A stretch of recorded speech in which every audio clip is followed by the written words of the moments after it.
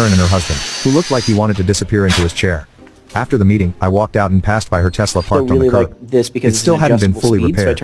As I glanced at it, I noticed someone had left a sticker on the back. It read, "Charge responsibly." With the rabbit now cut I on didn't the put it correct there, side, but I can begin appreciated the assembling message. Karen wasn't finished yet.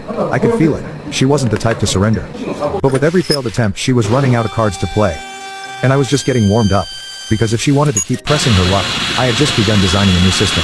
A fully legal, fully documented anti-leak protocol. The next time she tried anything, the sparks wouldn't just fly. They'd come with consequences written in voltage.